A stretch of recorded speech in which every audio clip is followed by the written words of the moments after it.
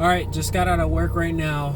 I've been super excited today. I've been coming up with ideas. I still don't have a watch design. I mean, I do have a watch design. It came out pretty cool. And I don't know if I said this yesterday in the video.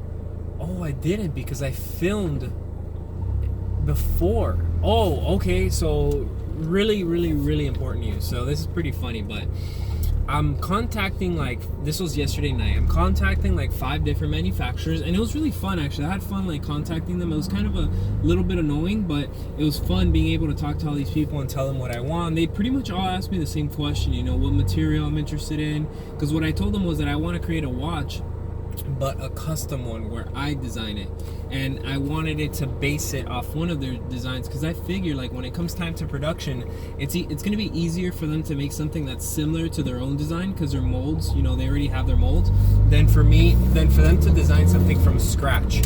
So I decided to reach out to them and ask them, like, hey, do you guys have any CADs or anything for your current designs that I can use so that I can edit them? And they didn't really have any CADs or anything that I can use, to tell you the truth. So then one person asked me, do you have a sketch or something that you can show me? And I was like, I don't. I thought that to myself. I'm like, I don't have a sketch. So then I'm like, but you know what? I'll send you one right now. So I started sketching, and my sketches were coming out horrible. Like, they were just going to confuse the person. And I'm like, wait a minute, I have Rhino. So I got on my computer and I started, 3D modeling, and I'm not kidding, in like 20 minutes I came up with a design. But it wasn't including the straps, and it was very, very like preliminary.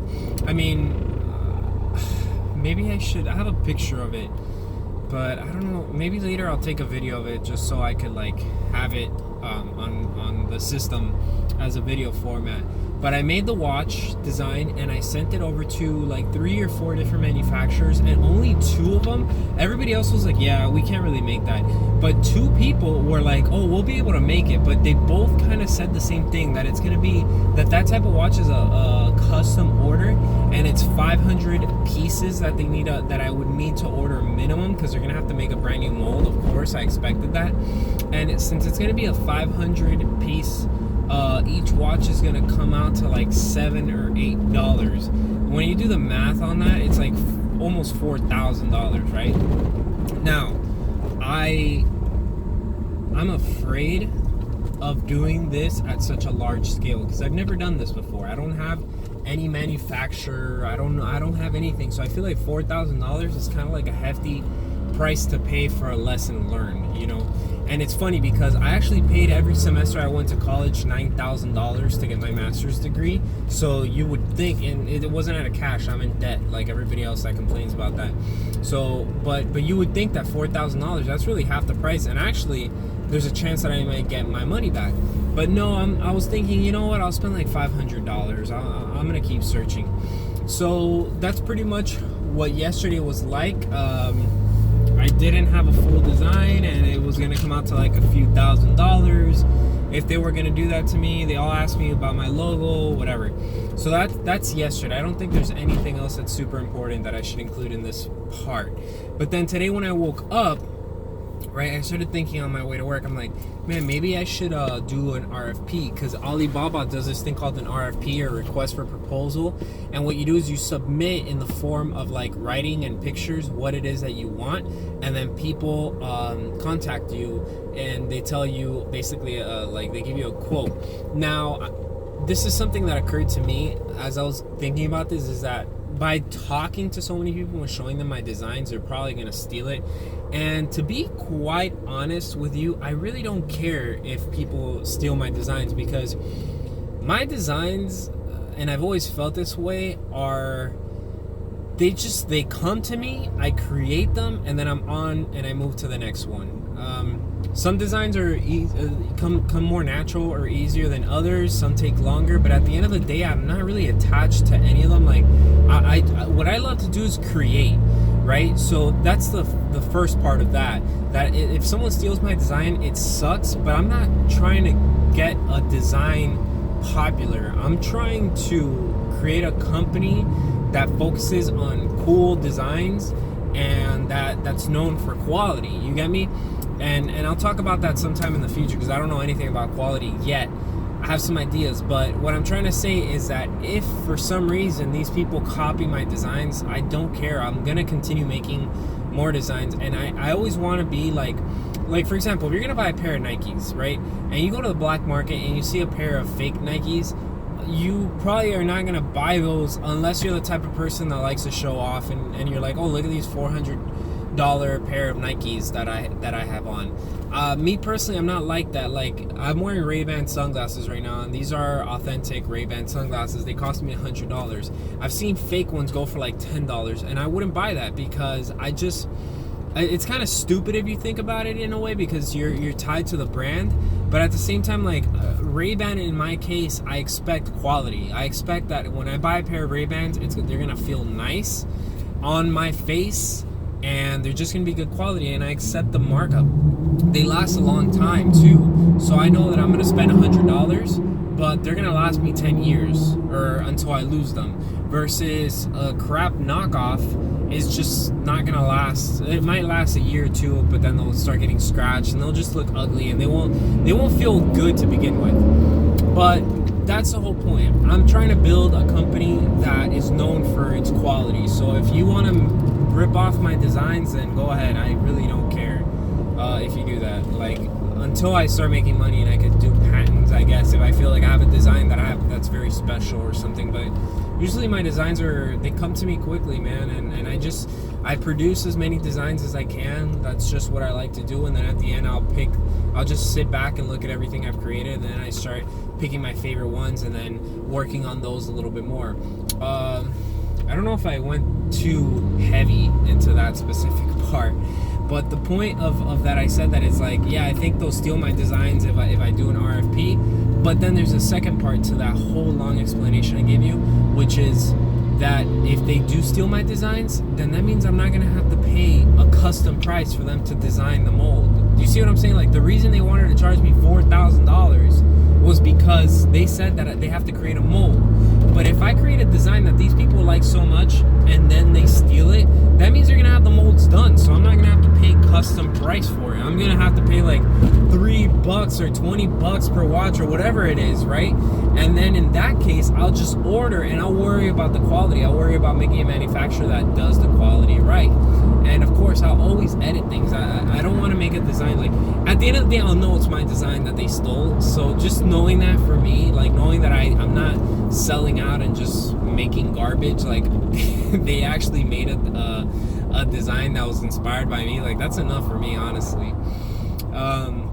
Because then I can tell people, hey, this was designed by me, and I'm not lying. You know, I didn't manufacture it, but I did design it.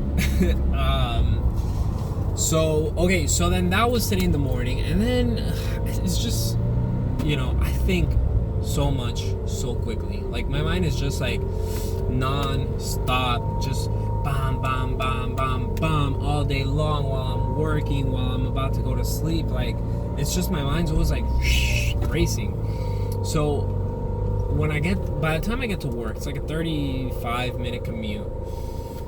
I'm sitting there and I'm like, hold on. Oh, and also my brother-in-law sent me this video of Peter Dinklage, the guy from Game of Thrones, saying like an inspirational why the 99% of people don't make it. You know, that garbage that's all over YouTube, which, by the way, the video was awesome. But I'm saying, like, it's just, I call it garbage because, like, everywhere on YouTube, it's just like these inspirational videos.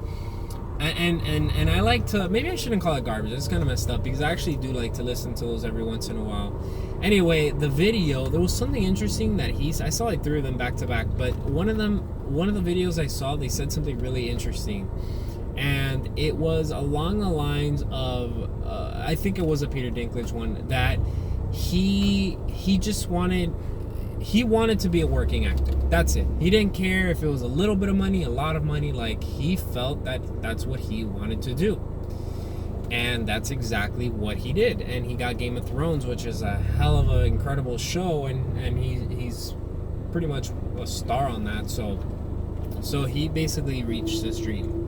And I started thinking, I'm like, you know what? I'm moving way too quickly. Like, I'm already contacting manufacturers and stuff like that. I just get so excited, and that's always been my downfall in everything that I start, that I hurry up so much. You know, it's like, that's kind of like why school I was able to finish it, because they don't allow you to hurry up. They don't allow you really to cut corners. Like, you kind of have to be stuck there in that slow movement that is the curriculum.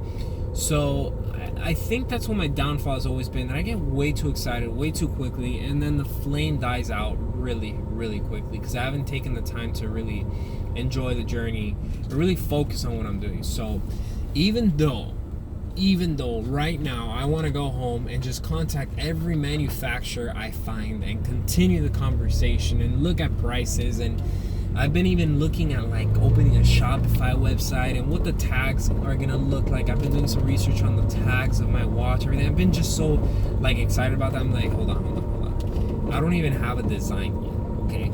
First and foremost, the most important thing, I'm not gonna sell out. I'm not gonna buy a crappy watch, slap my logo on it, and then sell it. No. I'm not gonna do that. So first thing first, I have to have my design. I could research other things, like, you know, on the off time, if I don't feel like designing today, for example, I could get on my computer and open up a Shopify website if it doesn't charge me money. You see, in the past, I get so excited, I'll start spending money on something, right? But it's like, hold on, chill, relax. Let's do things one step at a time. Let's not spend any money yet. Only spend money when we need to, because the thing is, I have a savings account, right? And I put money away. And so it's really easy, like, for me to pull out money out of my savings account if I feel like it's going to be something worth it, right? Like, if I have to buy something now, I usually hesitate. When I'm investing money, I usually am a little bit more, like, free with that money. So that's why I usually do that. But I just got to chill, relax. I'm going to get on my computer now, make a few designs, you know, and like I said, I don't really think too much when I'm designing. I just, especially when it comes to watches, I go on by aesthetics. Whatever pops into my mind, I do it. Boom, boom, boom, knocking everything out. Then I sit back and I look at them, I observe them, and I'm like, let me see what I created. Well, this is clearly junk, so I kind of keep moving, keep filtering out the ones that have possibility, the ones that are amazing, the ones that I think are amazing, the ones that I think are just garbage, but I don't delete any of them. I just kind of leave them there. My files usually get really heavy because I never delete designs. I just leave them there. Because let me tell you a funny story, actually. So I started designing a logo for the company yesterday, and I did this in like 2 hours, right? Not even. I did it in like 30 minutes, because this is what I did. I just made like whatever came to my mind. I think that's my secret to designing quickly. Like, I don't focus on if it's good or bad. I just focus on creating, and like looking at everything as elements. So if I have, for example, the letter W, right? This is just a dumb example. The letter W is one thing, right? But it's made up of 1, 2, 3 things. So those 3 things could be altered into other things. Like, I can cut a piece of this one, I can make it longer, I can tilt it, you know. So when you break things up into elements, then it becomes more clear how many options you have. That's why people, like, when they look at a blank canvas, they start thinking, like, I don't even know what to do here. It's blank, I have no ideas. It's because you're looking at one element, which is a blank sheet of paper. So you gotta break it up into 1,000 pieces. Now, if you have too many pieces, then it becomes too complicated. So you wanna keep it minimal at first and then dive into each element on its own. So that's what I like to do. I got a watch, I design the overall shape of it, I do that quick, whatever comes to my mind, and then I break it up into elements, and I'm like, okay, I like this one the most, I like these 3 the most, so let's break them up into elements. We got the hands, we got the casing, we got the crown, we got this, that, and then I start editing those separately. And then I step back again, and then I notice, okay, these hands, they look crappy, but that casing has potential. And these hands over here look awesome, but that crown has potential. And then I start making a design like that I feel is cohesive. And again, this is me designing in a bubble. We'll all see what happens when I design and I put these watches out into the market. So I think that's the end for this video. I want to mention something pretty ironic and funny, and something I should have done is that I used to listen to this podcast called, it was by Gimlet Media. I forget what it's called. Is it Planet Money? No, it's not Planet Money. That's another one. I forgot. It was about a guy that he wanted to start out his own podcast, like his own podcasting business. It really doesn't make any sense at first. But the genius behind it is that what he essentially did is that he recorded the whole entire process. Kind of like what I'm doing, but he recorded it in the form of an audio, a podcast. There's no video. So maybe that's what I should have done, because I feel like these videos are going to be so crappy. They're only going to serve as like maybe audio B-roll, if that's even a thing. But yeah, I don't know. We'll see what happens. I do feel good, you know. I feel like I could achieve this. I will achieve it. But here's the thing. There's going to be walls that I'm going to hit. So that's when it comes time to put the things that you say into practice. Because it's very easy to tell someone like, oh, you got to stick with it. You got to cross over every obstacle you come across. Like, yeah, until you feel like crap and you feel like quitting and you don't feel like doing anything else. Yeah, I've been there 1,000 times, so let's just see what happens. But I'm not quitting this one. I'm not giving myself a safety net like Arnold Schwarzenegger said. No safety net. This is what's going to happen.